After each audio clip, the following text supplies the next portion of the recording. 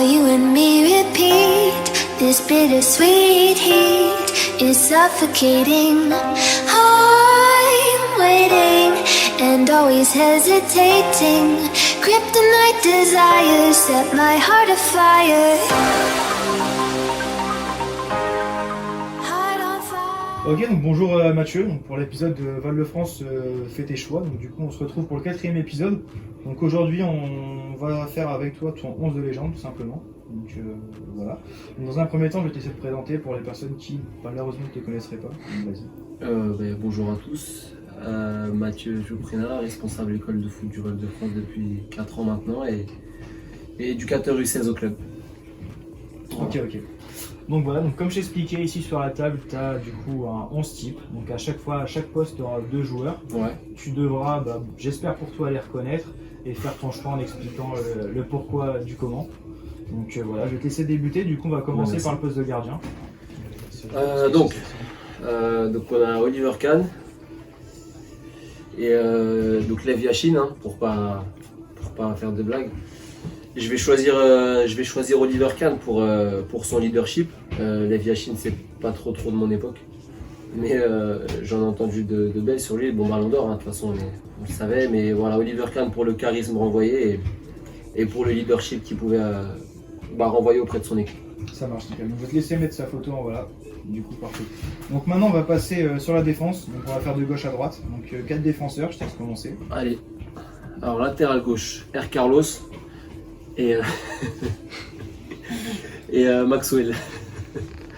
R. Carlos. R. Carlos parce que c'est l'enfance. Il fait partie de ceux qui m'ont fait rêver. La fameuse frappe de balle, le fameux but contre l'équipe de France. Je pense qu'il incarnait un petit peu la force de ce poste-là. Explosif, puissant, bonne frappe de balle, qualité de centre, bon défenseur, bon attaquant aussi. Donc voilà, R. Carlos pour le coup. Ensuite, on a donc Cannavaro avec Beckenbauer. Sans hésitation, Beckenbauer. Je ne l'ai pas vu jouer. Malheureusement, je suis comme nombreux ici, je n'ai vu que les vidéos. Mais je sais que c'est quelqu'un qui voilà, techniquement avait tout d'un grand. Un petit peu, je pense que c'est le joueur qui pourrait lui ressembler, c'est un petit peu Laurent Blanc, plus de notre époque. Mais voilà, Beckenbauer, tout d'un grand, capable de relancer, capable de casser les lignes avec le ballon. Et dans l'idée que moi j'ai du football, c'est ce qui est le plus ressemblant entre guillemets. Ça marche. Donc pour l'instant, on a du coup Kahn, Roberto Carlos et Beckenbauer. Cannavaro, je suis un peu piqué par rapport à Zizou. Donc là, on a Sergio Ramos et Carles Puyol. Puyol parce que pour moi, il incarne le sacrifice. Je pense que Sergio Ramos, il est passé par 2 clubs. Donc avant le Real, il était au FC Séville. Et Puyol, c'est vraiment l'enfant du club, c'est vraiment le sacrifice. Je pense qu'on a tous en tête l'image où il tacle avec la tête. Je sais plus si c'était contre qui, je sais pas si c'était pas contre le Real ou Zizou ou un truc comme ça, mais il tacle avec la tête et ouais, c'est le mec vraiment capable de se sacrifier. Et voilà, j'aime beaucoup l'image qu'il renvoyait. Donc latéral droit. Donc on a Maldini d'un côté et Philippe Lam de l'autre. Philippe Lam parce que l'image que j'ai de Philippe Lam, c'est l'image qui est restée de ce que Guardiola a transmis au Bayern, et un joueur capable de jouer à n'importe quel poste, capable de s'adapter à peu importe la situation rencontrée. Et j'ai beaucoup aimé justement le fameux 3-2-5 que mettait en place Guardiola, où lui se retrouvait milieu de terrain avec les latéraux qui rentraient un petit peu. Capable de tout, bon récupérateur, bon centreur, techniquement irréprochable. Donc voilà, dans le football que moi je vois, c'est ce que j'apprécie. 6, Xavi. Donc on a Xavi et Pirlo. Très difficile. Choix très difficile. Je pense qu'on a affaire à 2 sommités du... L'inconscient fait que j'ai mis Xavi en avant. Parce que le fameux Barcelone de Guardiola. Mais non, mais Pirlo très grand aussi. Je vais mettre Xavi, mais voilà, ça aurait pu aussi être Pirlo. Mais ouais, je vais mettre Xavi quand même. Mais Pirlo extraordinaire. Moi-même admiratif de ce qu'il a représenté. On passe à l'animation. C'est parti. Animation offensive. Iniesta, Gucci. Moi j'ai un faible pour Gucci en fait. Iniesta, c'est bon, voilà, hein, on sait ce qu'il représente, mais je suis un amoureux du pied gauche de Guti et de ses passes qui cassaient tout un bloc équipe en fait. Donc une petite préférence pour Guti, même si voilà, je suis barcelonais, je suis un amateur du jeu barcelonais, mais voilà, une petite préférence pour Guti pour le coup. À côté de ça, c'est un beau comparatif. On a Zizou et Riquelme de l'autre côté. Zizou parce que voilà, ça reste Zizou. C'est Zizou, Il n'y a pas à dire. Hein. Même si Riquelme c'est un artiste, je pense que beaucoup devraient s'en inspirer parce que c'est un peu le genre de joueur qui jouait sans avoir de limite en fait, qui n'adoptait aucune loi au football dans le sens où tout était possible. Il n'y avait pas d'interdiction liée aux gestes techniques notamment et je pense que lui il la symbolise. C'est peut-être pour ça qu'il n'a pas fait une grande carrière hein, parce qu'à un moment donné peut-être qu'il a plus joué pour lui que pour les autres, même si c'était un inconditionnel du jeu, mais bon Zizou parce que voilà, ça reste Zizou. Secteur déséquilibre. Le roi, donc on a le roi avec CR7.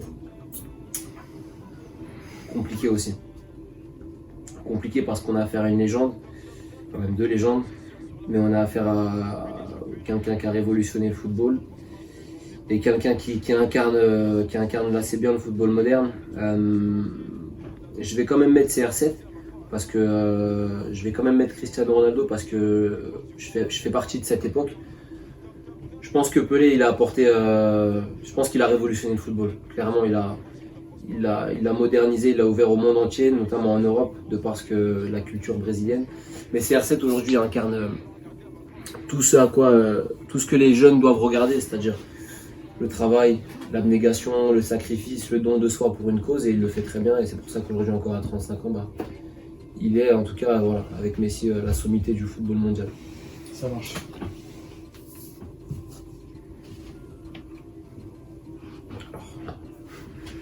Voilà, c'est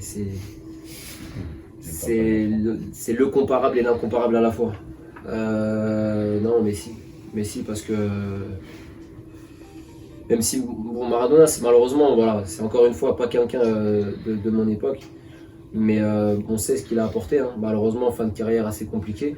Là où apparemment Messi semble tenir sa ligne directrice, mais Messi parce que je trouve que ce qu'il a apporté au football, c'est surdimensionné et c'est exceptionnel. Malheureusement, ces joueurs-là sont en voie de disparition, mais je repense à 17 ans, 18 ans, 19 ans, ce qu'ils faisaient déjà, c'était énorme.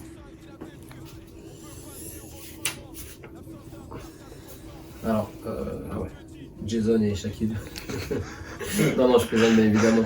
Ronaldo et Cruyff. Cruyff parce que comme je disais, il a apporté une nouvelle idée, il a apporté quelque chose, il a plus que modernisé le football, il a vraiment révolutionné avec de nombreux clubs, même au niveau professionnel, qui s'en inspirent aujourd'hui. Ronaldo, je pense qu'on est tous fans aussi, mais il a malheureusement pas eu la carrière qu'il méritait. Le football n'étant pas... les blessures étant au rendez-vous malheureusement du sport, mais Cruyff vraiment par l'idéologie, par la façon de penser, par le total football aussi, qu'ont mis en place les Pays-Bas dans les années 70, si je ne me trompe pas. Preuve que seul le résultat ne compte pas, et aussi la manière. Aujourd'hui, quand on parle du football total, on parle des Pays-Bas qui n'ont jamais gagné une Coupe du Monde, mais grâce à des gens comme ça, aujourd'hui, voilà, le football évolue et beaucoup s'en inspirent. Ça marche. Donc là, on a choisi 22 légendes, tu en as choisi 11. On aurait pu en rajouter plein d'autres, donc je vais juste te laisser choisir 2 jokers. Donc je te remets ces deux cartes. Ouais. Je vais essayer de découvrir et choisir le joker que tu aurais choisi parmi ces deux. En plus, c'est un joker. D'accord. Sur le banc, quoi, en sur passant. le banc, voilà. Ok. Lequel des deux tu aurais été? Ah, pas photo. Pas photo, c'est la magie. C'est comme je disais pour Riquelme, même si bon, Kaka, ça a été un monstre, hein, mais c'est comme je disais pour Riquelme, le football sans règles. C'est la possibilité, la capacité de faire tout sur un terrain, toujours avec le sourire, sans limite, sans règles. Donc non, un joker inconditionnel.